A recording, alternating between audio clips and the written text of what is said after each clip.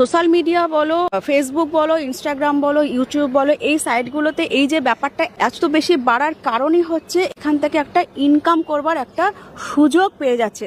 মানে গণ্ডমূর্খ অশিক্ষিত সেও যদি মনে করে যে আমি একটু কাপড় তুলে দেবো, তাতেও তো আমার ভিউজ হচ্ছে। আর এখানে ইনকামটা সম্পূর্ণ যেহেতু ভিউজ, এখন মানুষ দেখছে কিভাবে যেন তেন প্রকারে আমি আমার ভিউজটাকে বাড়াতে পারি। এই যে মানসিকতা, এই মানসিকতা থেকেই কিন্তু এই নোংরামোটা বেড়ে গেছে। আর কোথাও একটা আমি দেখেছি, মোটামুটি আমার নজরে যা পড়েছে, এই নোংরামো ব্যাপারটা না এই ওয়েস্ট বেঙ্গলেই বেশি হচ্ছে।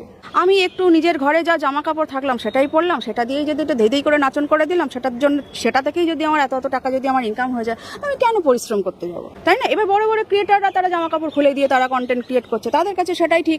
এদের জন্য বা এদের এই অসভ্যতামির জন্য বরং যারা ভদ্র সভ্য কন্টেন্ট ক্রিয়েট করছে তারা কোথাও না মাটি চাপা পড়ে যাচ্ছে, ছাই চাপা পড়ে যাচ্ছে, ধামা চাপা পড়ে যাচ্ছে, তাদেরগুলো উঠছে না। কিন্তু তাদের মধ্যে কিন্তু প্রচুর ট্যালেন্ট আছে। সেই ট্যালেন্টগুলো কোথাও যেন এই ছাপড়িগুলোর জন্য কোথাও একটা যেন ট্যালেন্টগুলো যেন কোথাও অন্ধকূপের মধ্যে